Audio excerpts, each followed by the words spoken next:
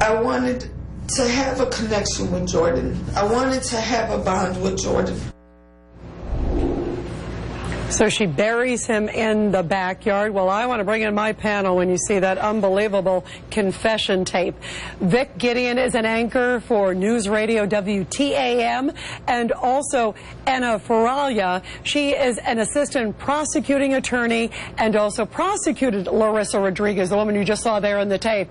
And also defense attorney David Bruno is still with me.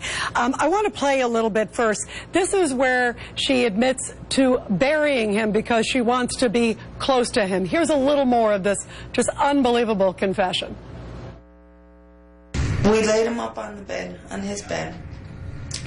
Chris got him dressed, you know, changed his, pulled up, got his outfit on, you know, and stuff like that. We wait till nighttime, and like he was burying the hole.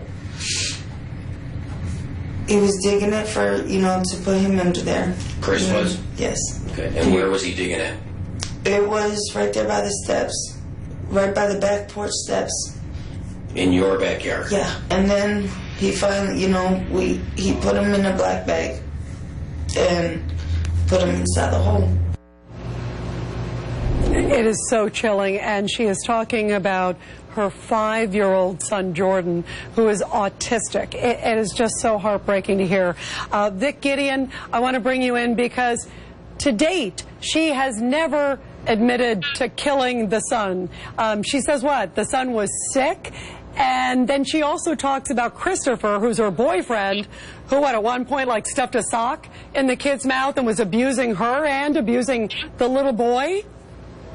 Right. I mean, this story is, you know, again, we heard the end, which was awful, that, you know, a young boy's body is kind of treated like almost a piece of garbage. But, you know, this poor boy's life, he was 5 years old.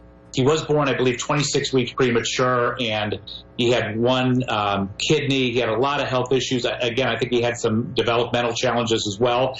And, you know, to know that there was possibly some abuse in there as well. His 5 years apparently were extremely sad. And again, I think the other thing is, and certainly there's stories like this, but then to kind of discard him the way they did in the backyard in a piece of luggage, buried 3 feet below the ground. I mean, it's heartbreaking.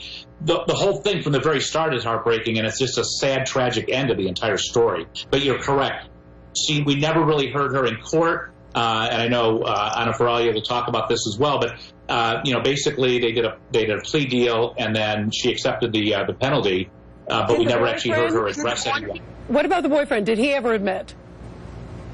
No, I don't think we heard anybody admit anything from the very start. I mean, the story kind of broke in December. The child died, I believe, September 22nd, and then the body was discovered in December. So really, for these 8 months until the sentencing, we had not heard anyone admit to anything. It's amazing. I want to play a little bit. You talk about Vic, that she said she knew where the child was buried. In fact, when she was asked by interrogators, I want to play a little bit more of her chilling confession because she describes where to find little 5-year-old Jordan.